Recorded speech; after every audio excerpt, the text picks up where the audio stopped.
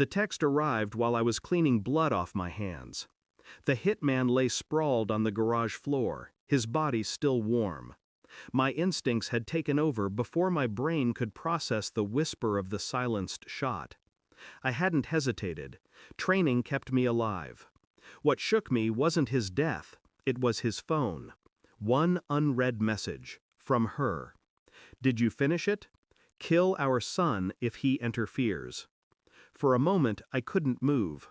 The world pressed in like the walls themselves were listening. My wife's words burned across the screen, each one sharp as a blade pressed against my throat. I should have collapsed, screamed, shattered into dust.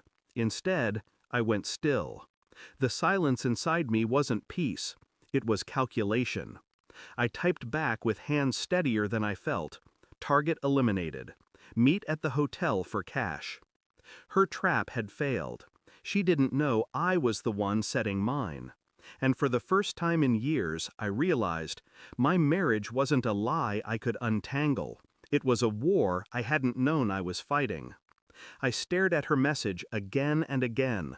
Kill our son. Our son. She had written it as though he were disposable, as though the boy who carried my eyes, my stubborn temper, was just a loose end to be tied off. The mind refuses betrayal at first. It claws for excuses, explanations, cracks of mercy. Maybe her phone was hacked. Maybe the message wasn't real. Maybe. But memory doesn't lie. Her sudden business trips, the detective friend who showed up too often, her late-night calls whispered in the bathroom, the small changes I never wanted to notice. They lined up now, one by one, like dominoes falling into a perfect picture. The denial melted away, and underneath it, I found something colder: resolve.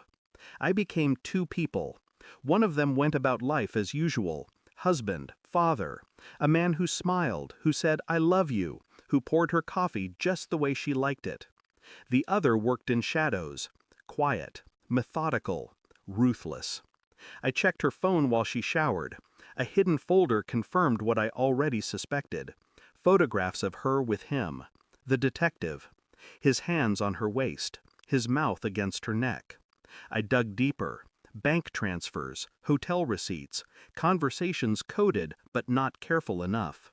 At night I stared at the ceiling beside her, listening to the rhythm of her breathing, wondering how she could sleep so easily with poison in her veins. Our son hugged her in the mornings, oblivious. She kissed his cheek, smiling the same smile she once gave me. Every touch of hers felt like acid, every word rehearsed. And still, I waited.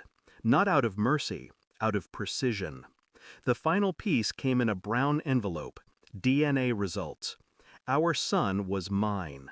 Blood didn't lie. Which meant her message had been worse than betrayal. It had been intent. She wanted to erase my bloodline.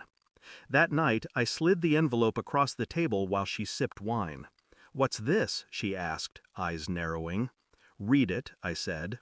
Her hands trembled when she saw the words. She looked at me, searching for something, anger, tears, a crack she could crawl through. I gave her nothing. "Why?" I asked.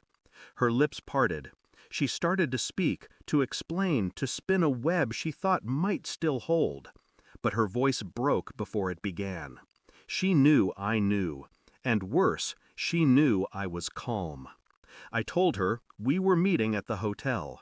She thought it was for money, for safety. Instead, I handed her the hitman's phone in the parking lot, the message thread open for her lover to see. The detective's face twisted. Not shock, fear. He realized in that instant how easily his career, his reputation, his life could collapse. "Both of you," I said, my voice low, steady, "built this lie together. Now, drown in it." I walked away before either could speak. Behind me, their silence was louder than any scream. I didn't go home that night. I watched the city lights blur through my windshield, the hum of the engine drowning out everything else. My son was safe with my sister. He would never know the truth. Not yet. Maybe not ever. I felt no triumph, no sorrow, only clarity. She was dead to me long before tonight. I just hadn't buried her yet. The hardest part of betrayal isn't losing love. It's realizing love never existed at all. I let the thought settle, cold and final. Then I drove into the darkness, leaving her behind, leaving us behind, forever. Sometimes revenge isn't fire, it's silence, and silence is louder than love ever was. Thanks for watching.